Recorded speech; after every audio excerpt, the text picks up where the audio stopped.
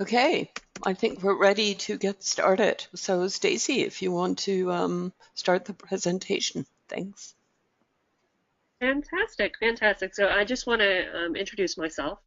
My name is Stacy Barnett. I'm a nosework trainer, and this is actually something that I'm doing. I do this full time. I teach online at the Fenzi Dog Sports Academy, and I also teach in person. I do seminars. I do all that kind of good stuff.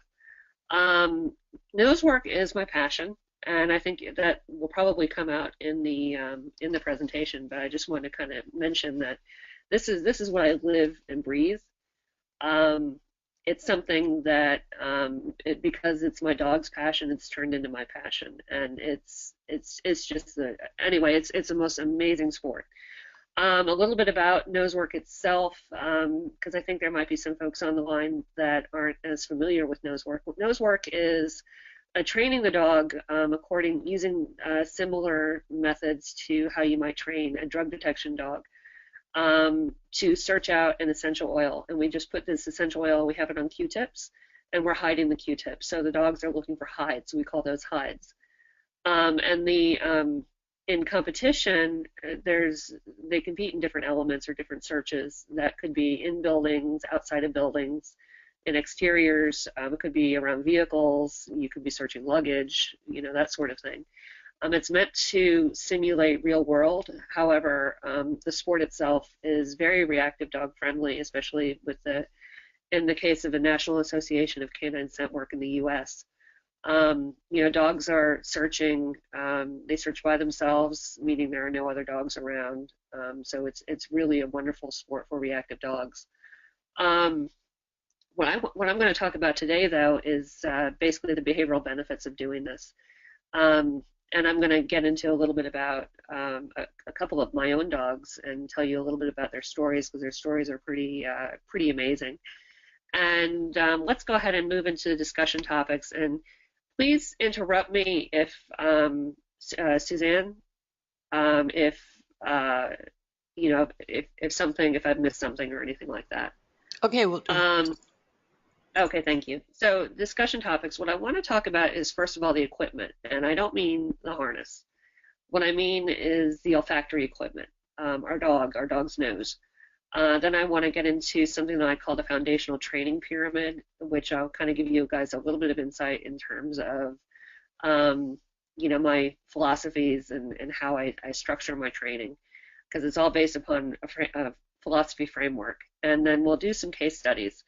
From this, I want to talk a little bit about Y, who is my miniature American Shepherd or mini Aussie.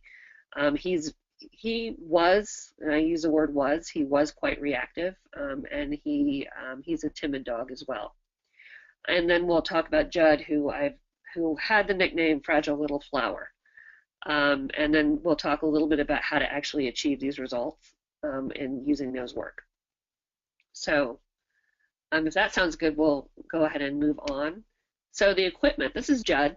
This is the pretty picture of the equipment, and we're going to get into the gross picture of the equipment in about 2 seconds. But the pretty picture, you can see he's just, I don't know, I think he's a beautiful boy. But you can see the nasal plane in the front. You've got, the longer nose. We'll move into, but all the technical stuff all happens when we get into the next picture of the equipment, which is, I call it the gross part. What I want to mention is is about the dog's brain. So out of the dog's brain, 1/8 or 1/8 of the dog's brain is actually dedicated to olfaction, where ours is much smaller. So kind of keep that in the back of your mind when we're going through this presentation, because really, if we want to affect our dogs, we're affecting they're literally living 1/8 of their brain in scent. Their sense of smell is about 100 times greater than ours, and what you can see here. So we'll talk a little bit about the equipment here. So you've got the verumonasal organ, and that's a narrow tubular canal that starts at the front part of the nose behind the canine tooth, and it has olfactory cells and nerve bundles in it.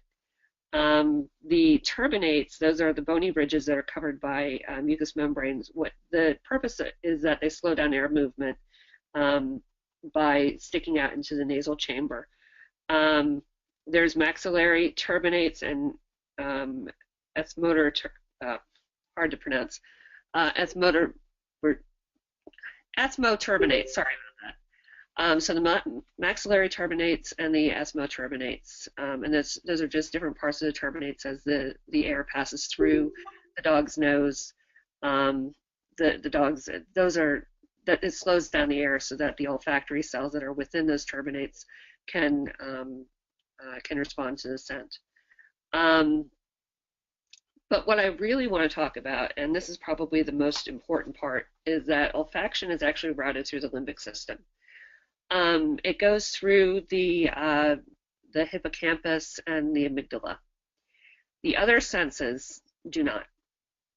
Eyesight, the other senses, and this was actually, I've got a link in the back of the presentation.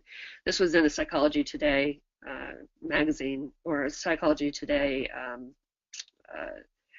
article, that the other senses in a human don't go through those go through the limbic system, but in the sense of smell does. And the reason why that is so important is that because olfaction, it makes olfaction closely associated with emotions. So when we think about from a behavior perspective, that's really, really important. Olfaction is so important from a behavior perspective because it does go through the limbic system. Does that make sense? Okay, I'm going to assume yes. The other thing that I would like to kind of talk about is kind of how does all this fit in. So we have canine olfaction, which we talked a little bit about. Then we have ethology, and we have learning theory. So I was kind of thinking about how all this works together, and this is the picture that I came up with. So now we also know from a behavioral perspective, sniffing is very therapeutic.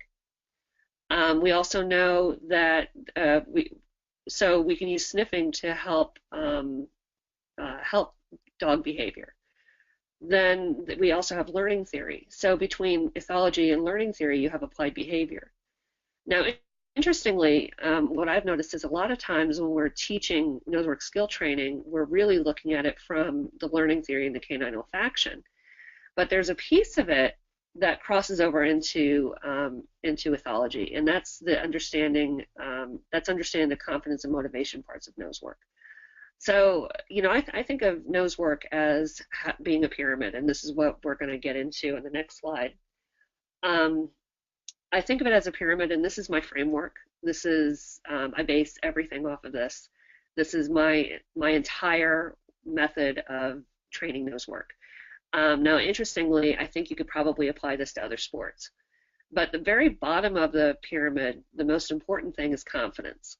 And then above that, you have motivation. You don't even get to skills until you already have confidence and motivation, and then stamina is kind of the icing on the cake. But when we talk about reactivity, and I'm referring more towards reactivity due to fear, but that resides in confidence. So if we can work on the dog's confidence specifically, what we can do is we can affect the reactivity of the dog. So hopefully this is making sense. So I want to talk a little bit about my dogs, and this is why. 1 year ago, and this is actually a clip out of a video, Y was extremely reactive. He's a timid dog. He has low self-confidence. But he was highly reactive to other dogs with a threshold of about 100 yards. So if he saw another dog specifically, this is the type of behavior that I would see. I would see the lunging and the barking. He also had little to no confidence or ability to work outside of the home. I adopted Y. Y is a rescue from a hoarding situation, and he's a 5-year-old dog right now, and I got him when he was about 1.5 years. I started nosework with him last year, and what I want to tell you is, meeting Y today, you would never know it's the same dog. He has negligible dog reactivity. In fact, he can be, I don't even have to park in the reactive dog area at a trial, because he can be within about 8 feet of another dog, and he ignores them. He's working on his Nosework 2 right now. He didn't pass the first couple times due to some weird things in the environment because he's also extremely environmental, but he does well. When he's really working, he was first place in the NW2 exteriors, and he's been first place in NW2 containers, and he's competed across the eastern part of the United States. Is he the best performance dog out there? Absolutely not. But he can work in novel environments without acclimating. He's able to do this, and for me, this is a huge life-changing alteration for Y. So that's why today. We're going to be getting into how did Y actually develop these skills? How did he get to the point where he is really no longer reactive? I mean, he can't go nose to nose with a strange dog, but really he's, I don't get the lunging or the barking anymore. And how he's actually able to work, and he loves working. He absolutely adores it. The other dog I want to talk about is Judd. Judd is a 7-year-old rescued Labrador. He came from a shelter down in North Carolina, a very high kill shelter. He came off of the urgent list. I nicknamed him my fragile little flower, and it really kind of fits him. He has a very long history of performance sport failure due to shutting down in the ring. I've tried. He does have some titles in different sports, but those are sports that he did for me, and he tries very hard. We've tried rally, obedience, agility. He's retired from all 3 of those sports. He loves tracking, and he loves nose work. Those are his favorites. We've dabbled a little bit in something called barn hunt, which is in the United States and in Canada, but just because he likes this, he loves searching.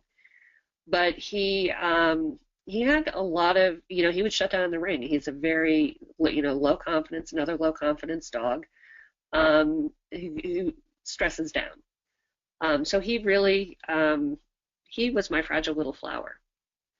Today, you would never believe he's the same dog, and this is the same dog, and you can see the picture.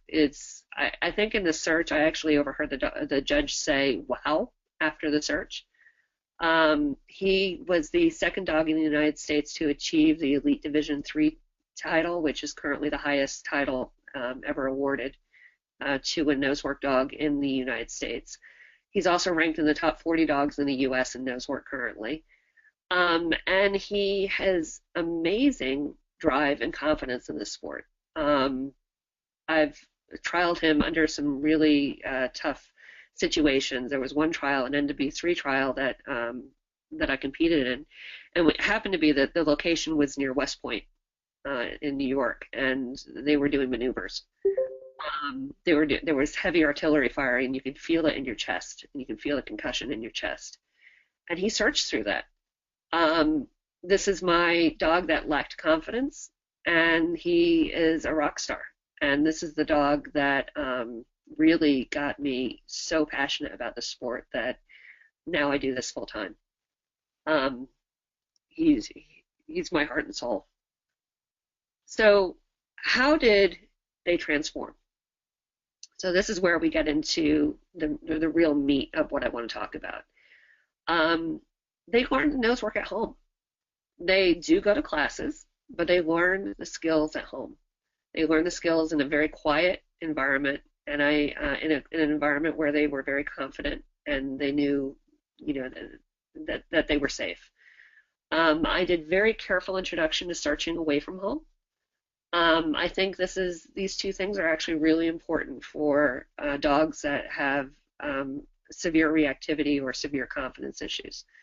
And I think this is a reason why these dogs are successful today. So this explains how Y can perform away from home, but the reason why he's lost his reactivity is the limbic system. So if we think about it, he has spent a lot of time, he learned all of his skills at home in safety. So he developed that emotion and that memory, for nose work itself in a safe environment. And what that's done is that's actually translated into being able to do nose work in a much more stressful environment. And this is a picture of me and of Y after Y earned his NW1. I was so proud of him. It's a big smile on my face for a reason. This was a very big step for him. So let's talk a little bit about how we can use nose work and confidence to reduce reactivity. So I mentioned working at home initially. And this is, again, the dog learns to be confident while working completely under threshold. What I do then is that I start to take that skill on the road to build confidence. At that point, I start the dog into group lessons. And group lessons in nose work, typically only one dog's allowed out of the car or out of the crate at a time. But they learn at that time, they learn to, and they already have that basis of confidence, and they learn to work with the smell of other dogs around without being able to see them visually. So it starts to, you're able to still work them under threshold so that they can develop a history of success. And gradually, I allow them to see another dog at a distance. But the dog never sees another dog while they're searching, and that's a rule. And that's actually consistent in the sport of nose work itself. That the dogs are not, other dogs are not near your dog while they're actually working. And what I've seen, especially with Y, is that over time his overall reactivity really heavily decreased, and he has really gained a whole lot of confidence out of this. But the other thing is, again, and I want to talk a little bit about working at home initially. Taking a dog to a group lesson can be very stressful, and even if you have one dog out at a time, it can be very, very stressful for certain dogs. Some dogs have no problem, have no issue. They have more confidence. They can definitely come into a classroom environment and succeed. For other dogs, and because I started Y before I trained him at home, I actually tried doing nose work with him, and he was too afraid to eat. And we all know that that's an indication that the dog is completely over threshold and the dog is not able to work. So I pulled him out of class. It was the only thing I could do, as opposed to trying to push through it. And I think that pulling him out of class was the right thing for this dog, and working him at home. I mean, he developed pretty advanced skills before I started to try to get him out on the road. When I say on the road, I mean literally he wasn't able to search 3 boxes away from home initially. And that's actually, my first step was actually just working with 3 boxes away from home. And what if the dog is really, really fearful? Again, okay, so I'm kind of repeating myself. So we're going to look at what I did for Y and Judd, again, to a lesser extent, only because Judd is not as fearful as Y. And Judd does not have the reactivity that Y has. But again, I train nose work at home. I did online. I learned online, and that's how I taught my dogs. And now I take them to classes, and they do very, very well at classes. In fact, when I take them all to classes, all 3 of them are in my car. The third dog is a standard poodle. They go haywire when the other dog is working. They love it. They love it, and they love work, and they can work in a class environment with no problem at all. So with Y, the first step was I started with 3 boxes, and this is a picture of Y, and this is actually about the time that he was starting to learn to acclimate to working away from home. I was extremely careful in training with training on the road. I took 3 boxes out and went to many low stimulation environments. Now this is just a school that's around the corner from my house, and what I would do is I would put 3 boxes down, let him search, find the hot box. Now granted, at home he was searching luggage and he's doing very advanced things at home, but outside this is all he could manage. But he could manage this while staying under threshold and while being confident, and that was the important thing. So then I would take the 3 boxes and I'd move them, and I'd move them to a different location at the school. So he had a chance to actually acclimate at the school, but search in a different location each time. Then I would go to a different location or a different school. I like schools only because when when the kids aren't around, it can be pretty quiet, and they've got lots of exteriors available. Although, you can find quiet parks or that sort of thing maybe around you, or actually, I wouldn't start out with a parking lot. I'd start out with concrete, and then move up to an area with grass. Grass can be a little bit more difficult for a dog because it's more distracting. Then the second step was I would place a very easy hide in a very small search area.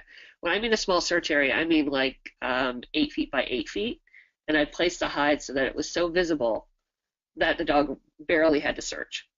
And I would do this in a very low distraction environment. And again, this is the same school. I would start at one part of the school and move to another part of the school and another part of the school. And the dog had Wyatt a chance to acclimate, and we were able to do these searches. I let him gain that confidence before I increased the complexity of the searches. So then the next steps, with once he was able to do those smaller searches, I was able to increase the complexity of the searches, and then I was able to get him into a group class. But only when he was confidently searching, and that was really, because I didn't want to put the added stress of a class onto him. Judd, however, was able to join local classes pretty quickly, because with Judd, the desire to do this the motivation is so high that I had tapped into his drive, and at the same, because motivation and confidence can't be separated. When I tapped into that motivation, it helped to feed his confidence. And what I did was I did many, many, many searches in novel locations. So I'm sorry, I was just looking at the chat window really quickly. So many, many easy searches in novel locations. I would do a game that I call a roundabout town. And what I do is I literally get in my car, I put my dog in the car, and I stop at maybe 5 or 6 different places, and I place a hide, an easy hide. And I would place a hide and then go to the next place and place in the next search area and place a hide, and then get in the car and go to the next area and, drive about 15 minutes out away from the house. Then I would turn around and I would do the searches coming back on the way back home. And this way it gave the odor a chance to age, which basically means for the odor to diffuse into the air, so that my dog also got a chance to learn to work different ages in odor. And by doing this, he also got a huge amount of experience searching different locations, and that just helped him to, he already had that motivation and that confidence. He actually now prefers to search a novel environment. I get a lot more drive out of him when he's working a novel environment, and I think it's because of the way that I started him at home and got him very, very confident and very driven before introducing any kind of additional stressors. So this is actually I've been moving through this rather quickly, so we're going to have a lot of time for questions. So if you have a dog that's lacking severe confidence or has dog reactivity issues, and if you're confident to train your dog on your own, I think online classes are perfect. They're really a fantastic approach to starting. You can contact me through my website.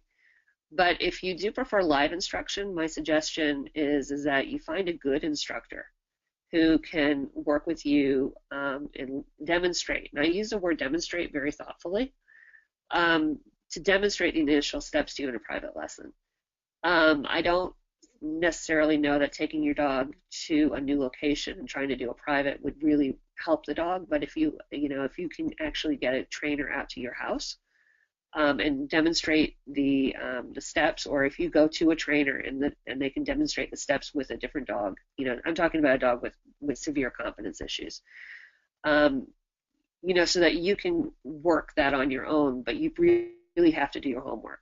But you really have to work your dog at home. That would be my suggestion. So let's get to questions and kind of make this a little bit more interactive, and maybe we can go back to a few more slides if we have any more additional questions on those. Okay, great. Lisa and Rafi. Lisa asked, does this affect the environmental fears in the same way? I think that was on the slide when you were talking about why and his reactivity. Oh, yeah, why is okay when we were here. I think one lower down. I don't know, Lisa, if you can let us know. Okay.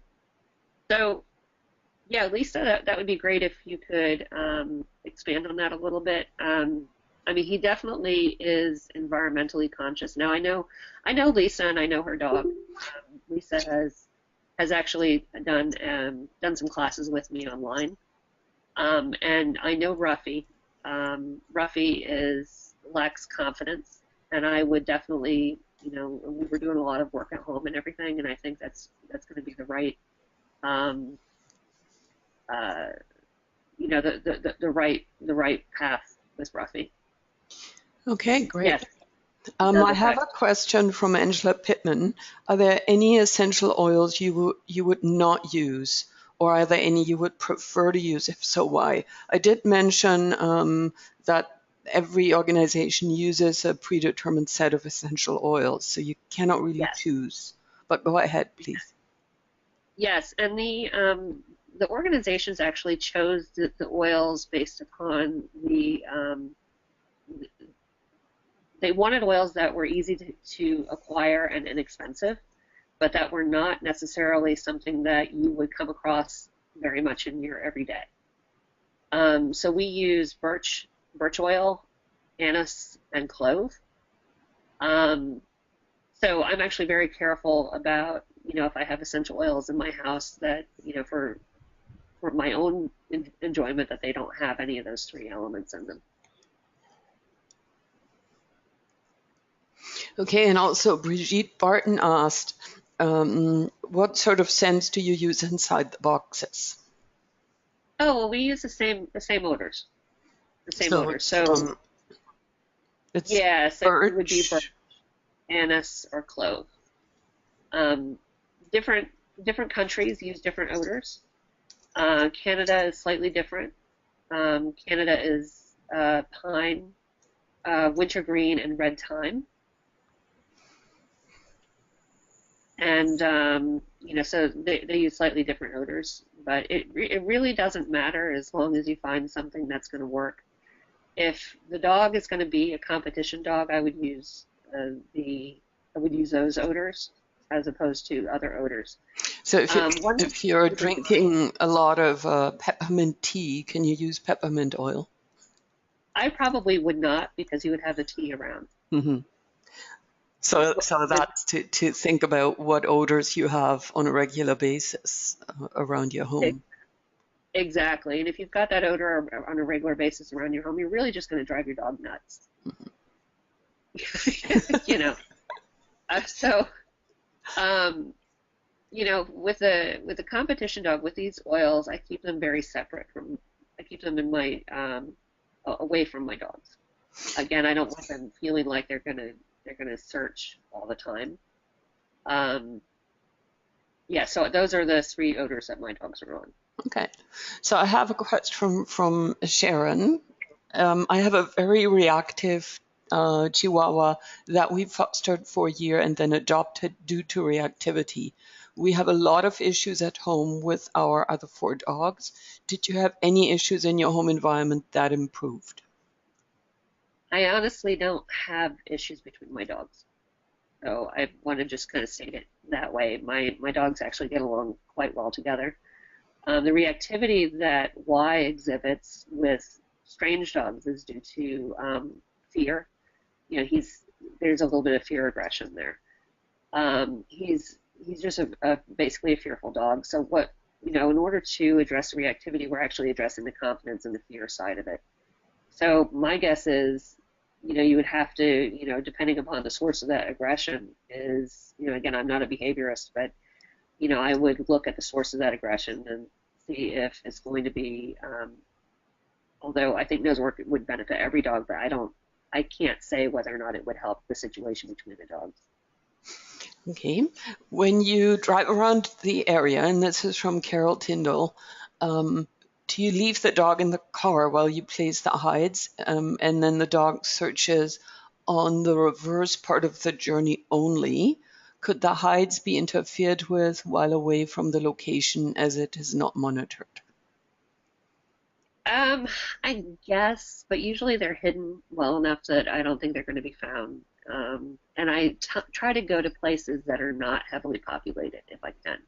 So when you worked with Y in the beginning, would you age the hides, place the hides, and then go someplace else and place another hide, and then only take him out as you go back, or would you run Yeah, them fresh? well, you could do either way. You can do either way. You could either, take the dog, place a hide, take the dog out of the car and search, Hmm. and then put the dog back in the car and place a new hide. You could do it that way. But the dog is in the car between searches. Um, or you could place a number of different hides and go from one location to another. If it's like all going around the side of a school building, you could do that. With Y, I kept it to one location and many searches at one larger location initially, and then started to take him to different new locations because I felt like the acclimation that he was able to achieve at the school, for instance, was helped him to do the individual searches. He wasn't ready to go to a brand new novel location just yet, so I had to ease him into that. Does that make sense? Yeah, it does. So Lee would like to know, when you start, do you use single odors or cocktails? I've done cocktails with my dogs, and a cocktail is essentially taking a tin and putting a Q-tip of birch, a Q-tip of anise, and a Q-tip of clove in the same tin. It's considered a cocktail. Um, so I don't actually mix the oils. I just mix the Q-tips. And because dogs really kind of scent in layers, they can scent each of those scents individually. That's a very quick way to get them onto all three odors. So yeah, I use cocktails. Okay, Rachel would like to know if the majority of dogs that you train have behavioral issues. Um, I would say it depends. So I train in a number of different environments. What I've seen is that there's probably a little bit more behavioral issues when I'm teaching a class that is predominantly pet people. So people that, are just kind of just now getting into dog sports, and this is kind of like their gateway into a dog sport. Or they've just done maybe a manners class or something like that. When I'm teaching at a location where it's heavily populated with sport dogs, I see less behavior issues because I think the dogs are used to working in an environment like that, and these are dogs that probably already have some confidence. Okay, and Kate would like to know how many drops of essential oil do you use for search? So you don't actually put the oil directly on the Q-tip. What I do, and this is the way that we make Q-tips, you have a small jar, and you place clean, dry Q-tips in the jar, and then you can take some oil and just spread it, very lightly on the inside of the jar. Close the lid, shake it, and then let it sit for about 24 hours. So the essential oil essentially infuses into the Q-tip without actually without actually applying the oil directly on the Q-tip. Okay, and I have a longer question from Bethany, so give me a moment. She says, I haven't taken any of your FDSA classes yet. With your in-person classes, we started with food in box searches and then started pairing with the scent. I believe I've heard that you start with birch straight off. Is that correct? Do you That's think correct. that teaching food then odor doesn't work as well for helping with the reactivity side of things? That's a really good question, and it gets into methodology. And the first thing that I do want to say is I think all methods work. I like my method. I use my method in teaching. I do some pairing with my live classes, but I love, with with FDSA, I started my dogs without pairing. And I do pairing a little bit with dogs in class because I feel like it can sometimes help the confidence in a class environment. Um, However, going, searching for food in boxes, I think the first question is, should the dog actually be in class to begin with? I think there are a lot of dogs that really, need to learn at home. Um, but food can help with some confidence, but it can also mask. I think it can mask a dog being over threshold is, if they're very food motivated, and I think there can still be some confidence issues there. Um, does that seem to answer the question? Okay, I'll have to wait for Bethany to, yes, she says Okay. thank you. Okay, Okay. so Stephen Reynolds says, what do you use as a reward when the dog finds the scent? I use a very high value food reward, and that's for I have food motivated dogs. If I had a toy motivated dog, I would probably use a toy, but just keep in mind that toys raise arousal. And if you've got a reactive dog, that might not be a great idea. So you might want to use food in that instance. I use hot dog personally, um, or whatever is very high value. I keep it high value. I don't use kibble. I don't use low value rewards. I want the dog to always feel motivated and always feel like they're getting something very special for doing the sport. Okay, thank you. Angela Pittman, would you ever make up a scent of your own? And if so, is there a particular oil you would use to suspend it in? Yeah, no, I wouldn't do that. One thing I want to just mention about oils and the selection of oils is a little bit about vapor pressure. Um, with vapor pressure, the scent is more readily available, and I think in a lot of essential oils, you've got an appropriate vapor pressure for doing nose work. There are some oils where the vapor pressure makes it um, uh, less easy to scent, if that makes sense. Okay, we'll have to And I wait. Mhm. Yeah, and I just see Bethany's response. Sorry about the nosework 101. Okay, so I've got a question from Kate. At what point in the process did you observe a clear improvement in dog reactivity? And did you have any setbacks? The interesting thing about that is that it wasn't my goal to begin with. This is something that I've noticed and that I've observed. And I observed it basically once he was confident enough to do group classes. Why initially, like I said, when I initially started him in a class, he was too afraid to even take food. But I think the confidence that he built as soon as I started taking him away, into those group classes after he had already built confidence with me on his own, at that point I started to notice a difference in his reactivity. And I've noticed that the trend is very, very positive with him. Um, Even, initially when I first started group classes, he was still a little reactive. I won't say that he was, cured. Although now that he has been doing more group classes, at this point, his reactivity is just getting better and better as he does more and more nose work. Okay, great. So the next question from Angela again is a reward for the dog when it indicates the scent in the hide. I always prefer to use a toy, but others prefer to use food. Yeah, and again, I think it comes down to arousal level. And if you can use a toy and keep your dog at an appropriate arousal level, depending, if your dog has an arousal issue. If your dog has an arousal issue, I would just be very careful with that. I'm not saying don't do it, but the toys do tend to amp up arousal.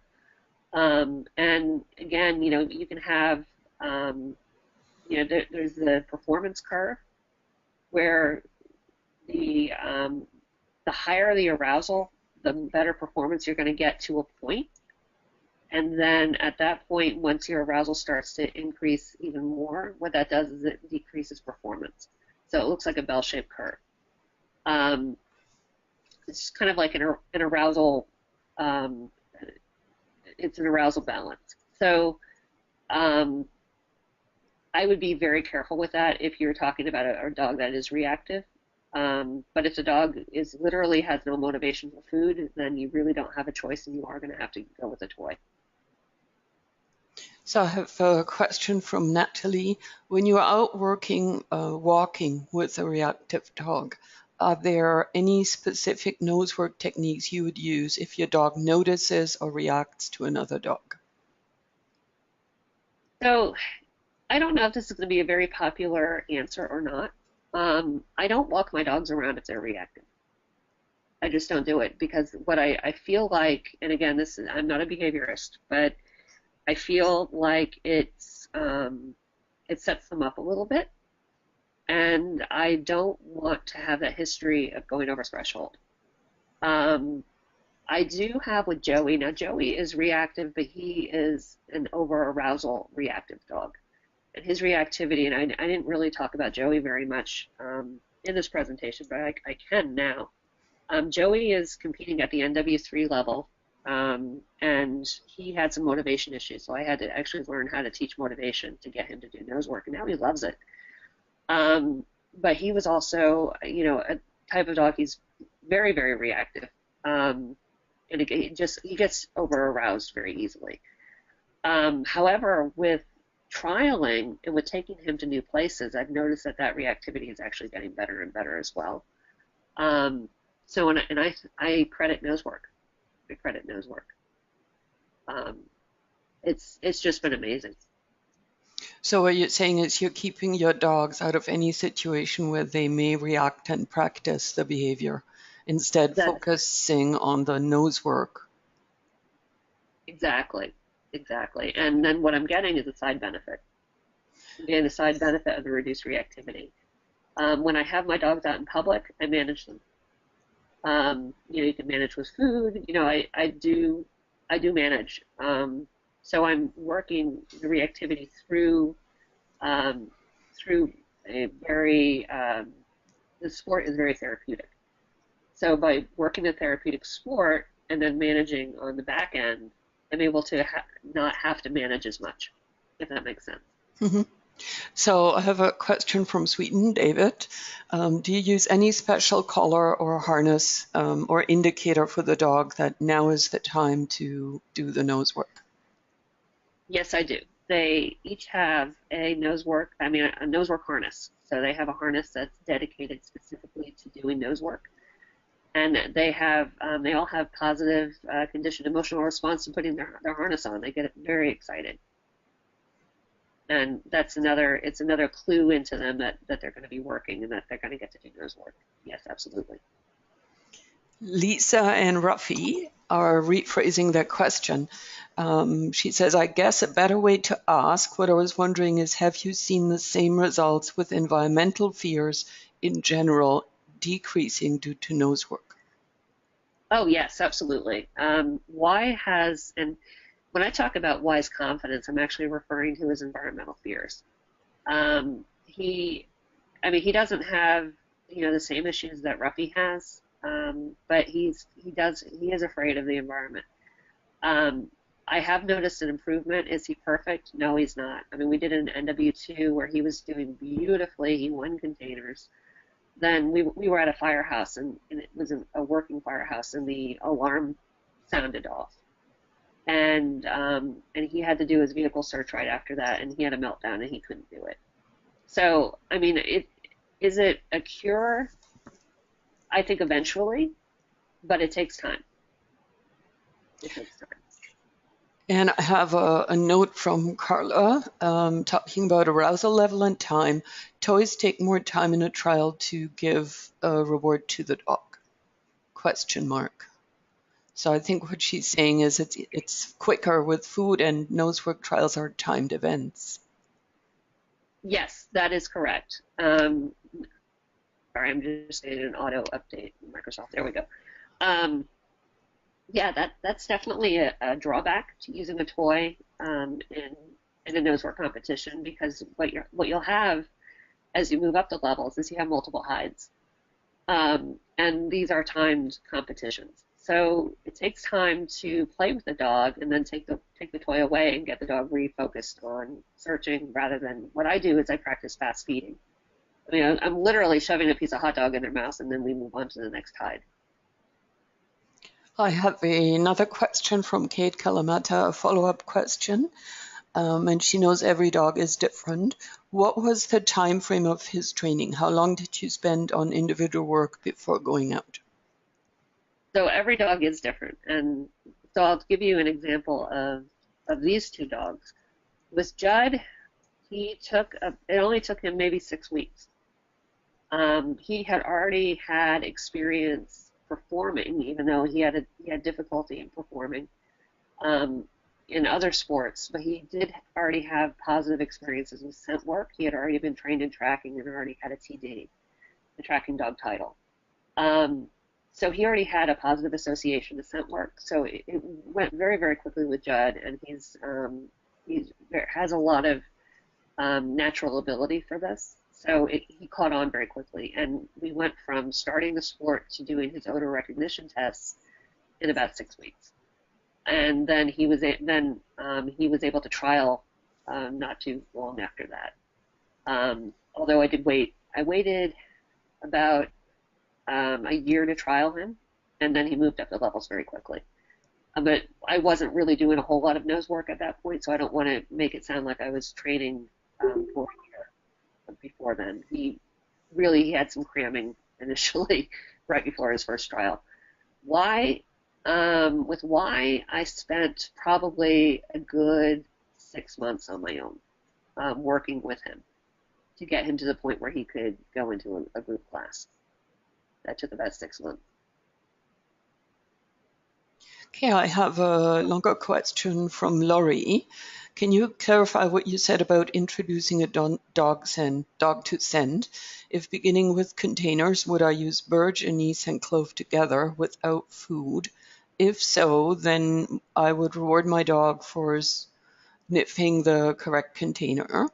I am asking because my current nosework dog learned using a different method, and I want to make sure I understand your method so I can apply it correctly. She also asked to explain how to prepare the scent Q-tips. Okay. Well, I can do a quick flyby on the method. However, I hope you don't mind me having the information out there that I'm running a Nosework 101 class. Yeah, that's fine. Of course. Thank you. Registration just opened today. I think it opens at 3 o'clock, actually in about 7 minutes. And I'm going to be teaching NW 101. But basically the premise is it's using operant training, operant methods. Get the dog to put their nose on source. So you have a tin in one hand and you have cookies in the other. And as soon as they put their nose on the tin, you say yes, and you put the cookie on the tin. And that's really how it starts. And then you start to move to putting the tin in a small box. And then it starts kind of moving into what we call the shell game. So moving the boxes around, and when they pick the correct box, that's when they get the cookie. So that's essentially the method at a very, very high level. Although, we teach it to a much deeper degree in the class. Okay, Dave Bain has a question. How would you change your training techniques if you had a reactive dog, which was a recognized scenting breed? Would you use its natural skills? Oh, definitely. Would I change my training technique? I don't think I'd have to. I think, it's really, let's go back to the slide about confidence, motivation, skills, and stamina. And I think, kind of what you're referring to a little bit is the natural skills. A lot of that goes into motivation. So if you can increase motivation, that's going to help to build confidence. And I think, if you have a reactive dog, and again, it depends on the source of the reactivity. But if you have a reactive dog that is fearful reactive, and you can increase the motivation for nose work, you'll also increase the confidence. And by increasing the confidence, you'll decrease the reactivity. Does that make sense?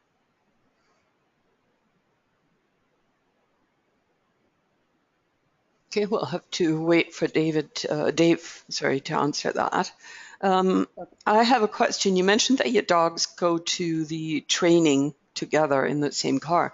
Um, do you did social learning play at all a role, or a competition between between your dogs in motivating them to search or in learning to search?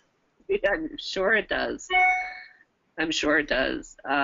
As a matter of fact, when I'm searching with one of my other dogs, I have to keep the other dogs away, and they're not thrilled with that.